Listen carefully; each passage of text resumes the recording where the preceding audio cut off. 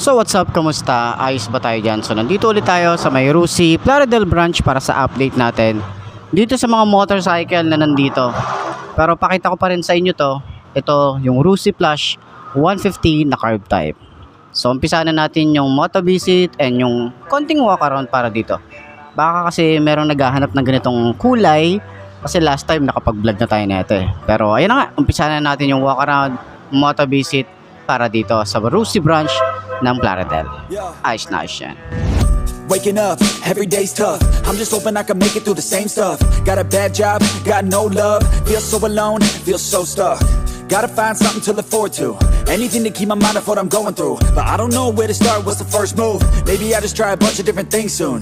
Yeah, that could be the trick. 100 different things, I mean one has gotta stick.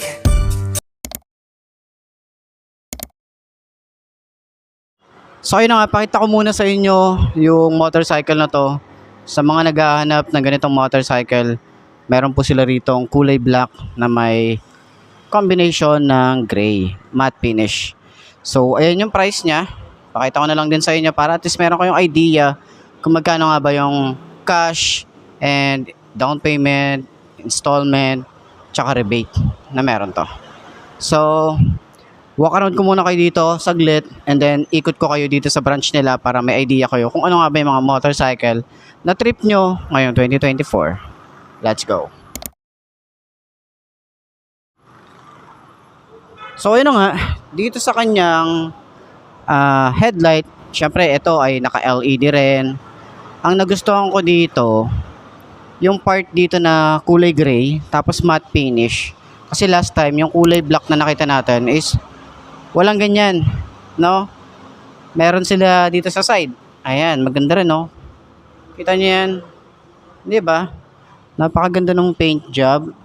Kabilaan naman yan. Yan yung wala dun sa kulay black na nakita natin dito. So at least meron kayong mapagpipilian kung ano ba yung mas trip nyo. Yun lang naman yung additional dito eh. Yan. Same pa rin naman, no? So, mga additional features, comment nyo na lang sa baba para at least hindi pa ulit-ulit yung mga sinasabi ko. Ano nga ba yung mas trip nyo rito sa motorcycle na to? Diba? Maganda naman siya eh. Maganda yung tsura. Mas trip ko nga to. Pero kung gaya nga na sinabi ko last time, kung eto eh napaaga-aga na bumili ako ng motor, siguro last 3 years, 2 years, yung ating Neptune, no, bago mag-pandemic, meron tayong motorcycle na yun. So sana ito nilabas nila to, no, bago yung FI para ito malamang yung kinuha natin ng motorcycle. Gandang-ganda ako dito eh sa Plush na to. So sana may mga upgrade pa dito or mas mataas na CC. 'Di ba? Tapos ganito pa rin yung itsura, medyo sa big bike baka pwede to, 'di ba? Medyo alam niyo na, palalakihin lang yung katawan pero ganito pa rin yung itsura. I will chase it, I will be courageous.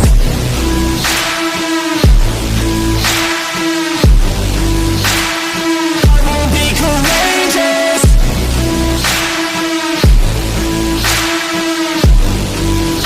I will be courageous.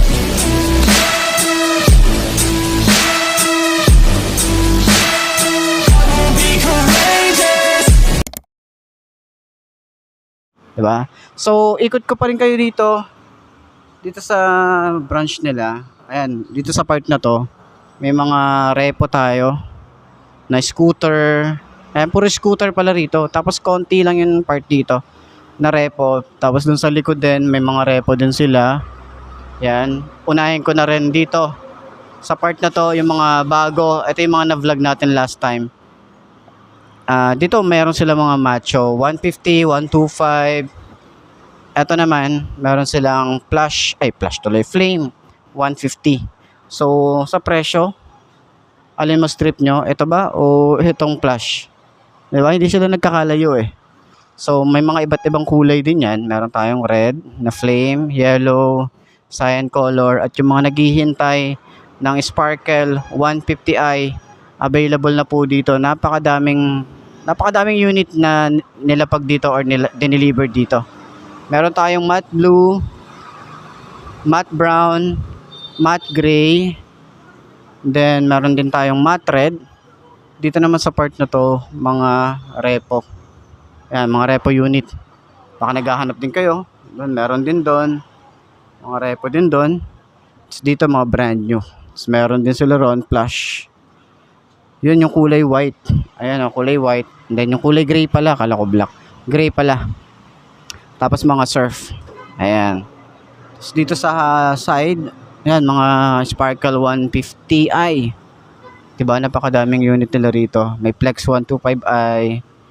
Meron din sila iba't ibang color. Ayan, cyan color, yellow, gray, cyan, gray, yellow, blue.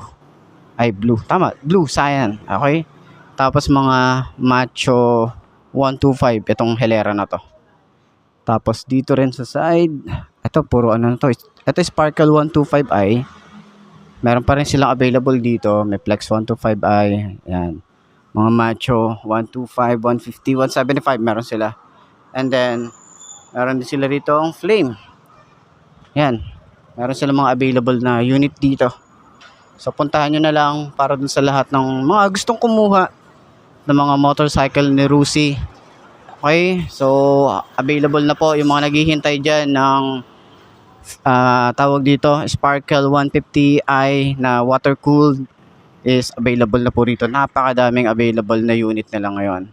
So, syempre, hindi pa rin mawawala dyan yung mga nag-update or nagpapa-update dun sa mga Flash 150 na naka-liquid cooled, and then Flame 150 na naka-liquid cooled.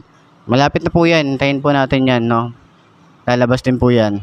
And then yung ano nga pala, yung latest update para dun sa Adventure X, available na rin po siya. Hinihintay na lang din natin na i-deliver sa mga branch. So, syempre update ko pa rin kayo. Automatic na yan.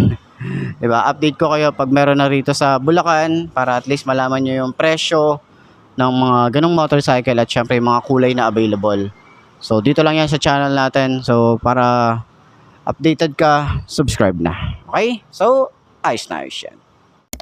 So, ayun na nga mga best, no? Ito na ba ang motor na babagi sa'yo? Kung ito na nga ay marka mo na at mag-subscribe ka na sa aking YouTube channel, i-click mo na rin yung notification bell para updated ka sa lahat ng videos na upload natin dito araw-araw. So, lagi nyo tatandaan, wala sa brand ng motor ang itatagal niyan. Kung di na sa pag-aalaga mo yan, tatagal yan. Ayos na ayos yan. So, kita-kita na lang ulit tayo bukas. I'm Mark D. Ciao. Maraming salamat sa inyo. Babush. Ha? So I will chase it, I will be courageous.